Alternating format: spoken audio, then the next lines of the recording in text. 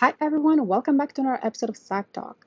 Today, we're diving into an insidious form of emotional manipulation that can leave lasting scars: gaslighting.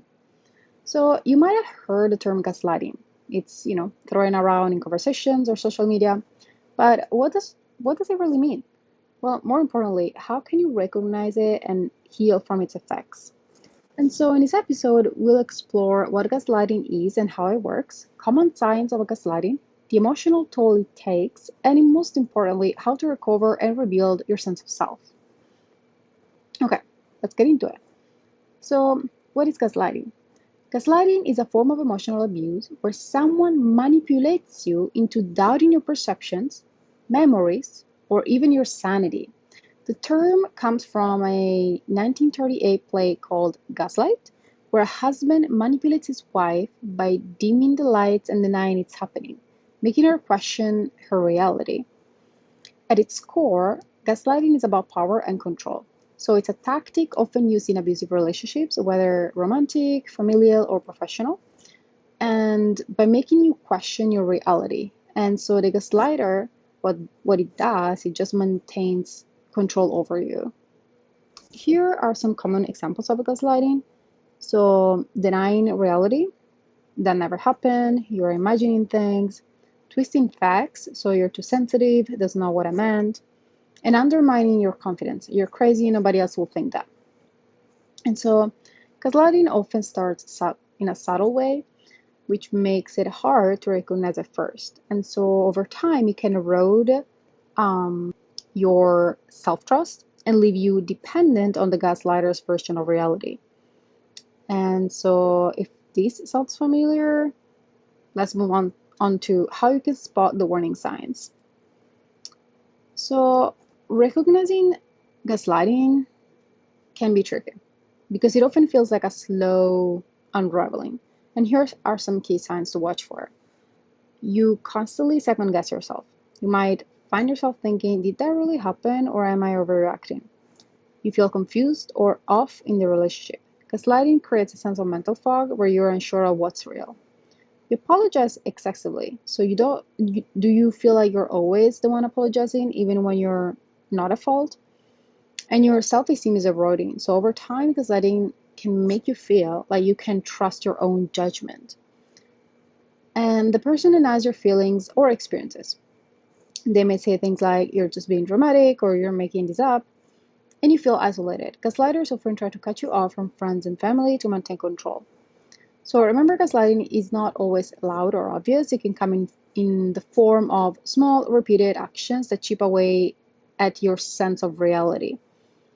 And what are the effects of gaslighting on mental health?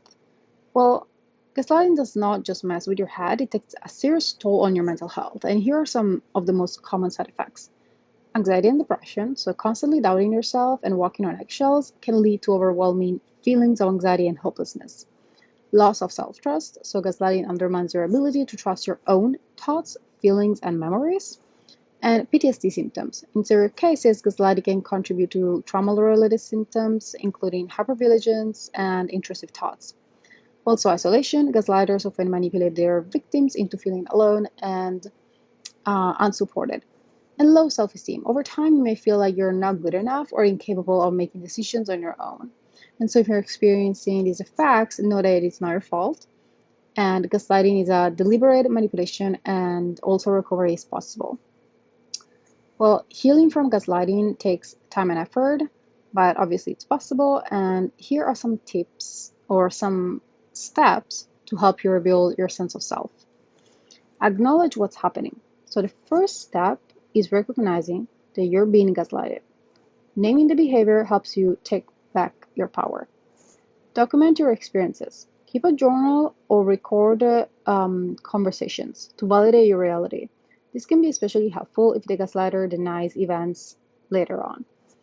Set boundaries. Limit your interactions with the gaslighter if possible, and protect your mental space if you can.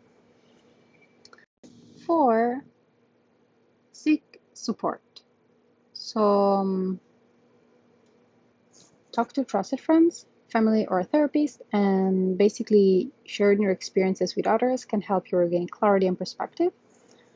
5, rebuild your self trust. Start small by making decisions for yourself and honoring your feelings. So remind yourself that your perceptions are valid. And 6, consider therapy. Therapies can provide tools to process your experiences and rebuild your self esteem. And therapies like CBT or trauma focused approaches can be especially helpful. And I want to provide you guys with an empowering mantra just to keep in mind, which is my feelings and experiences are valid. I trust myself. And you can either repeat this when you're walking in your head, repeat this when you're walking. Obviously, you don't have to say it out loud. I know it's kind of cringe or weird, but you can like repeat it in your mind, or you can write it down on your journal, etc. And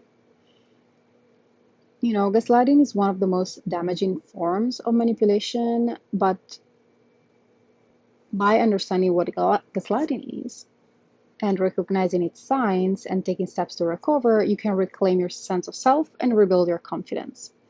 And thank you for joining us today. This is the end of the episode. I hope you enjoyed it. And don't forget to follow us on Instagram. We're called Psych Talk Pod. Thank you.